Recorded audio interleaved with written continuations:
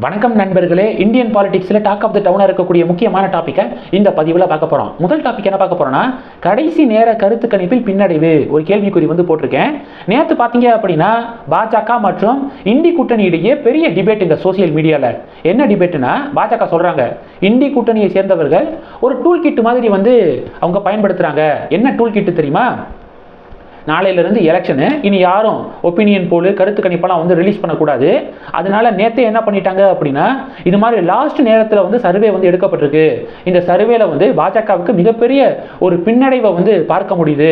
150 தொகுதிகள் கூட அவங்க ஜெயிக்க மாட்டாங்க அப்படின்னு சொல்லிட்டு சர்வே வந்திருக்கு, ஒப்பீனியன் போல் வந்திருக்கு அப்படின்னு இந்தி கூட்டணியுடைய ஆதரவாளர்கள் அவங்கவங்க சமூக வலைதளத்தில் பதிவுகள் போட ஆரம்பிச்சிட்டாங்க. பாஜக என்ன சொல்லியிருக்காங்க அப்படின்னா, ஆமாங்க கடைசி நேரத்தில் பின்னடைவு தான், பாஜகவுக்கு பின்னடைவு தான் வந்திருக்கு. என்ன நம்பர் தெரியுமா? 393 தொகுதிகளில் தேசிய ஜனநாயக கூட்டணி ஜெயிக்கும் அப்படிங்கிற சர்வேயை பார்க்க முடியுது. 400 அப்படிங்கிற பிளான் பண்ணி வச்சிருந்த பாஜக கூட்டணிக்கு 393 தான் கிடைக்குமாங்க. அப்ப இந்தி கூட்டணி 100 கூட தாண்டாதாங்க அப்படின்னு சொல்லிட்டு பாஜக அந்த மீவை வைரலா ஷேர் பண்றாங்க. இப்ப இந்த டாபிக் டாக் ஆஃப் த டவுனா மாறி இருக்கு. இது ஃபர்ஸ்ட் டாபிக். ரெண்டாவது டாபிக் என்ன பார்க்க போறோம் அப்படின்னா, கலக்கும் அண்ணாமலை அப்படிங்கிறது ரெண்டாவது டாபிக். அண்ணாமலை அவர்கள் தேர்தலுக்கு முன்னாடி பார்த்தீங்க அப்படின்னா, அந்த தேர்தல் அறிவிப்பு வருவதற்கு முன்னாடி பார்த்தீங்கன்னா நடைப்பயணம் மேற்கொண்டாரு. ஓகே, எண் மக்கள் பாத யாத்திரை மேற்கொண்டாரு. அந்த நடைப்பயணம் கிட்டத்தட்ட 6 மாசத்துக்கு மேல நடந்துச்சு.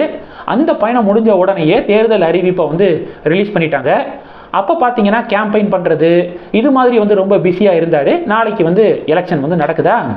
இந்த எலெக்ஷன் முடிஞ்சோன்னு பார்த்தீங்க அப்படின்னா அடுத்த நாள்ல இருந்து அவர் கேரளாவில் கேம்பெயின் பண்ணுறதுக்கு போக போகிறாரு அப்படிங்கிற ஒரு அப்டேட்டை பார்க்குறோம்.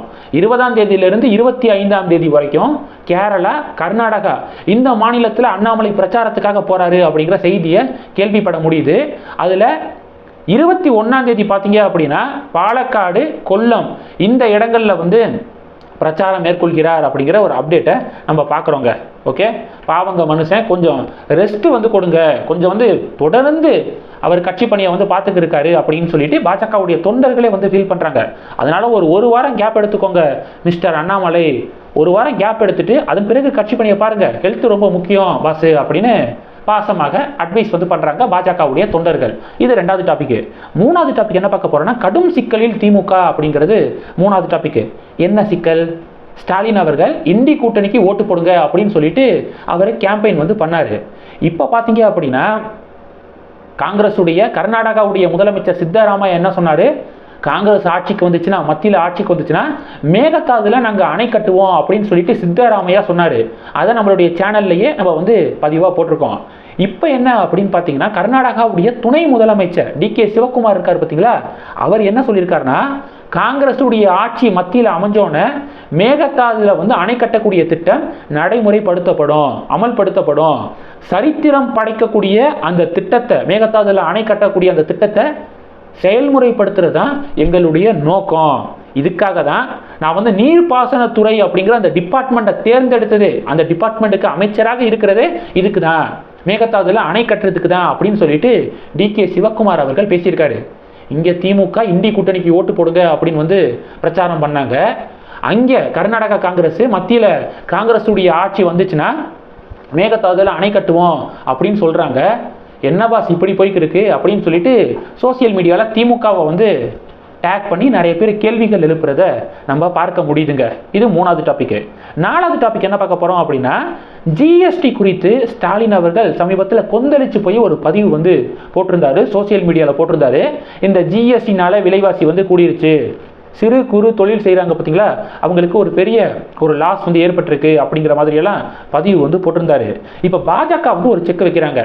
என்ன செக் வைக்கிறாங்க அப்படின்னா, 2010 திமுக காங்கிரஸோட கூட்டணி ஆட்சி இருந்த காலகட்டத்தில் மத்திய நிதி இணையமைச்சராக இருந்த திமுகவுடைய MP பழனி மாணிக்கம் அப்படிங்கிற ஒரு MP, திமுகவுடைய MP பழனி மாணிக்கம் அவர்கள் மத்திய நிதி இணையமைச்சராக இருந்தார்.